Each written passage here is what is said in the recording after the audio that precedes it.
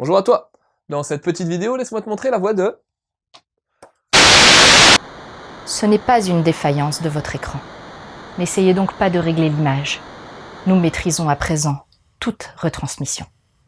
Nous avons besoin de vous, de toi. En d'autres termes, on recrute. On a besoin de nouveaux bénévoles pour rejoindre la team Mangado et écrire des chroniques. Aucune raison de flipper, t'es accompagné, coaché, encadré. Et si ça te fait kiffer, tu peux même venir tourner. Ça t'intéresse? Tu veux en savoir plus? Écris à Loud sur l'adresse qui s'affiche. Bon, je te laisse reprendre ta vidéo. Le chat aux 7 vies. Si on avait 7 vies aussi, on pourrait en faire des trucs, hein. Et des salasses.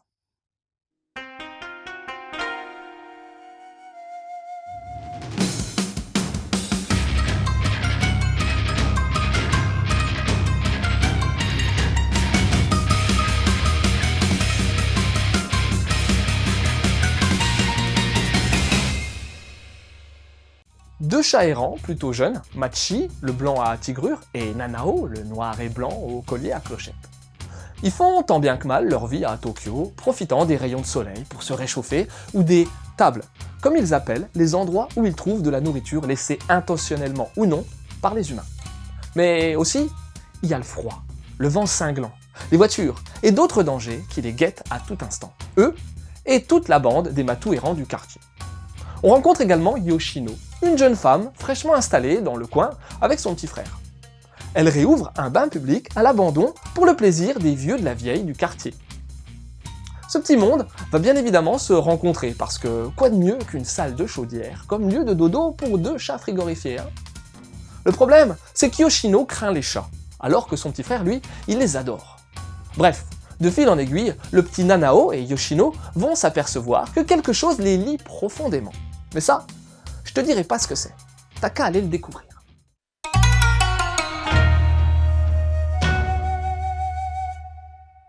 Alors, pour ce manga orienté tranche de vie, on a droit à un émou qui est vraiment bien riche et varié.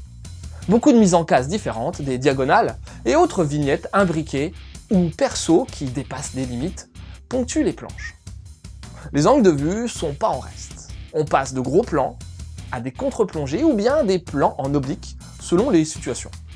Les décors sont soignés, fournis et présents comme il le faut sans surcharger les cases où ils ne seraient pas forcément utiles à la narration, genre durant les moments d'introspection ou de dilatation du temps, lors d'une scène remplie d'émotions.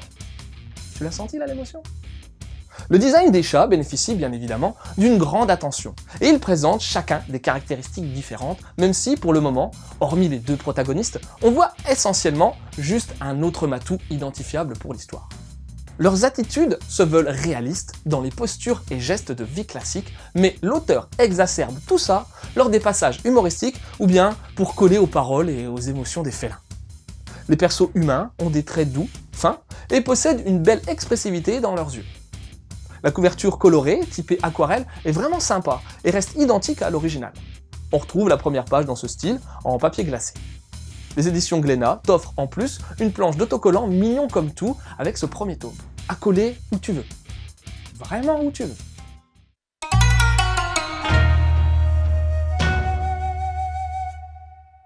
Alors, Goju Senshi no Issho, titre en VO, qu'on peut traduire littéralement par 50 cm ensemble, je sais, c'est beaucoup, a été prépublié au Japon dans le Comic Hit de Kadokawa, qui regroupe essentiellement des josei. Le ou la mangaka à l'œuvre s'appelle Shirakawa Gin, dont on recense 3 séries plutôt orientées seinen, féminin et tranche de vie.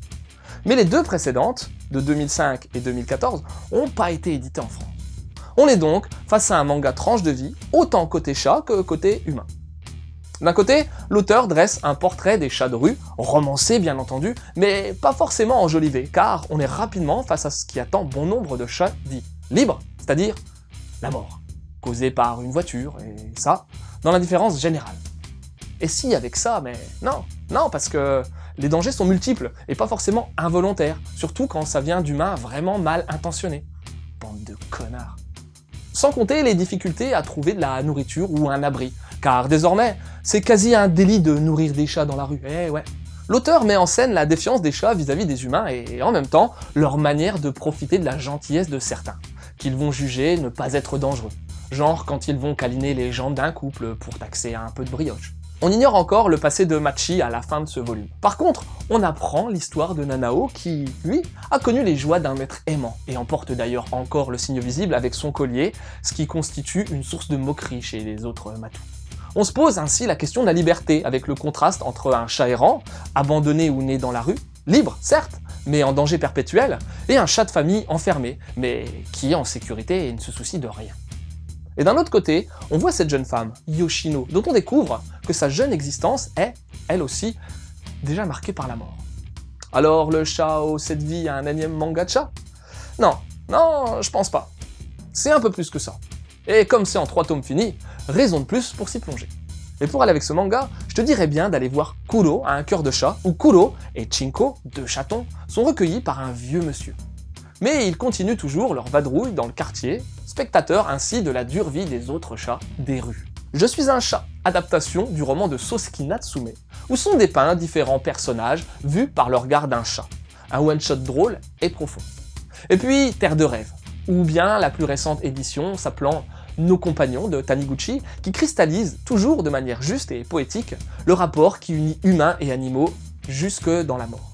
Voilà, c'était Lou, j'espère que cette petite chronique t'aura donné envie de lire Le chat aux 7 vies. Je te laisse et continue de suivre la voie du manga.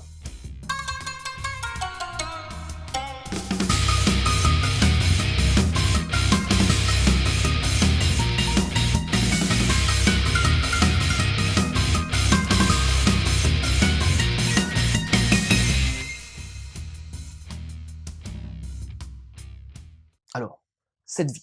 La première, je l'use pour voir ce que ça fait de sauter du 20e étage. La deuxième, je m'en sers pour manger jusqu'à exploser. La troisième, elle serait pour voir ce qui se passe quand on se retient trop d'aller aux toilettes. Et les 4 autres, je les garde en stock, ben ouais, on n'est jamais à l'abri d'un Goomba ou d'un précipice.